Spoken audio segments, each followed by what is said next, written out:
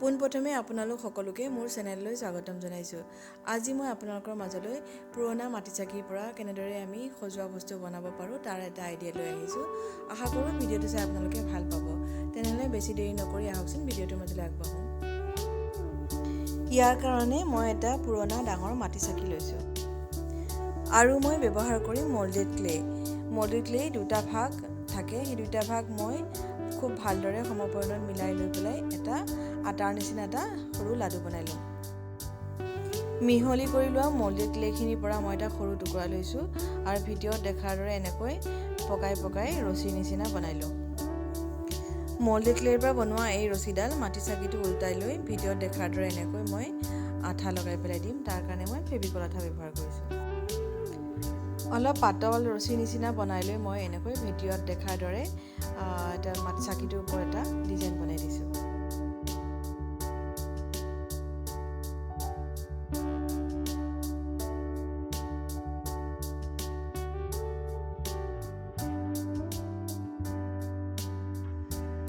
মল্ডেড clay আৰু এটা সৰু টুকুৰা লৈ পেলাই মই এনেদৰে কাঁচৰ মুখখনৰ নিচিনা বনাই দিছোঁ আৰু মাটিচাকিটোৰ ওপৰত ফেভিকল আঠা দি লগাই দিছোঁ। কাঁচটোৰ মুখখন বনাই হোৱাৰ পিছত মই ভিডিঅ'ত দেখাৰ দৰে মল্ডেড ক্লে লৈ পেলাই ভৰি বনাই দিছোঁ আৰু 4টা ভৰি কাঁচৰটোত এনেকৈ আঠা লগাই দি দিছোঁ।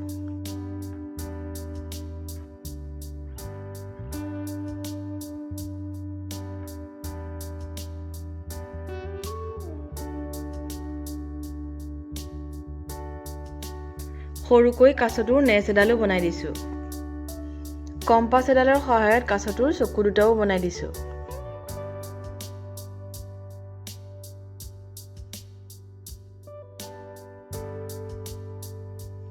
কাঁচটোৱে খাদ্য খাবৰ কাৰণে মুখখনো বনাই দিছোঁ। কম্পাছডালৰ সহায়তে 4টা ভৰিতে অলপ আক কৰি দিছোঁ। কাঁচটোত এতিয়া মই বগা ৰং কৰি লৈছোঁ। ৰং কৰিবৰ কাৰণে মই এক্ৰিলিক পেইণ্ট ব্যৱহাৰ কৰিছোঁ। এক্ৰিলিক পেইণ্ট ব্যৱহাৰ কৰিলে সোনকালে শুকায়, সেইটো কাৰণে মই প্ৰায়ভাগ কামতে এক্ৰিলিক পেইণ্টহে ব্যৱহাৰ কৰোঁ। বগা ৰংখিনি শুকাই যোৱাৰ পিছত মই এতিয়া কাঁচটোত নীলা ৰং কৰি দিছোঁ।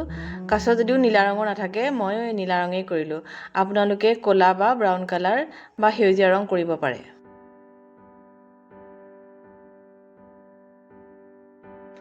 নীলা ৰংখিনি ভালদৰে শুকাই যোৱাৰ পিছত মই এতিয়া ইয়াত বাৰ্নিছ কৰি ল'ম। বাৰ্নিছ কৰিবৰ কাৰণে মই ব্ৰাছ ব্যৱহাৰ কৰা নাই, এটুকুৰা স্পঞ্জৰ সহায়ত বাৰ্নিছ কৰিছোঁ। কাৰণ ব্ৰাছ দি যদি আমি বাৰ্নিছ কৰোঁ তেতিয়া ব্ৰাছটো শুকাই যায় আৰু সেই ব্ৰাছটো পিছত ব্যৱহাৰ কৰিবৰ কাৰণে উপযোগী হৈ নাথাকে। কাঁচটোৰ পিঠিৰ মাজ অংশত এতিয়া মই এখন ৰাউণ্ড শ্বেপৰ মিৰৰ লগাই দিছোঁ আৰু যিটো ডিজাইন বনাইছিলোঁ তাত সৰু সৰু ৰাউণ্ড মিৰৰ লগাই দিছোঁ।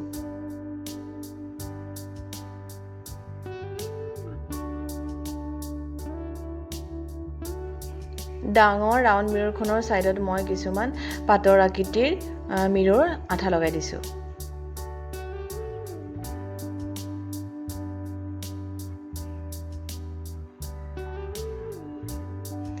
পাতৰ আকৃতিৰ মিৰৰখিনিৰ ছাইডত এতিয়া মই 3D আউটলাইনৰ সহায়ত কিছুমান ডটছ বনাই দিছোঁ।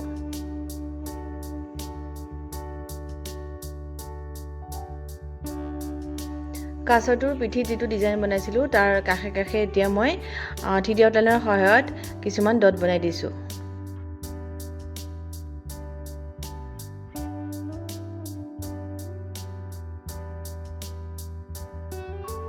কাঁচটোৰ ভৰিত প্ৰথমতে যিটো আগভাগ কৰি দিছিলোঁ তাত এতিয়া হালধীয়া ৰং ব্যৱহাৰ কৰি পেলাই ইয়াক অলপ জিলিকাই তুলিছোঁ।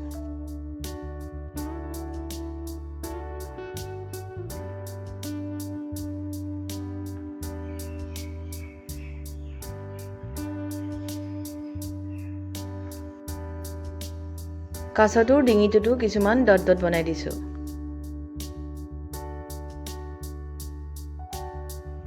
কাঁচটোৰ নাকৰ ওপৰতে এটা ডায়মণ্ড শ্বেপৰ মিৰৰ আঠা লগাই দিছোঁ। কাঁচৰ চকুকেইটা ক'লা ৰং কৰি দিছোঁ।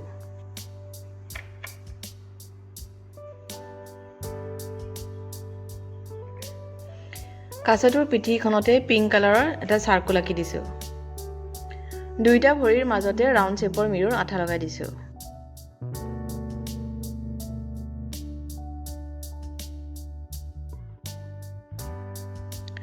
পিংক কালাৰৰ চাৰ্কুলাৰ লাইনডালৰ ওপৰত গোলাকাৰ লাইনডালৰ ওপৰত মই এতিয়া অলপ কিছুমান য়েলো কালাৰ দি কিছুমান ডিজাইন বনাই দিছোঁ। ডিজাইনখিনিৰ মাজে মাজে পিংক কালাৰৰ কিছুমান ডট বনাই দিছোঁ।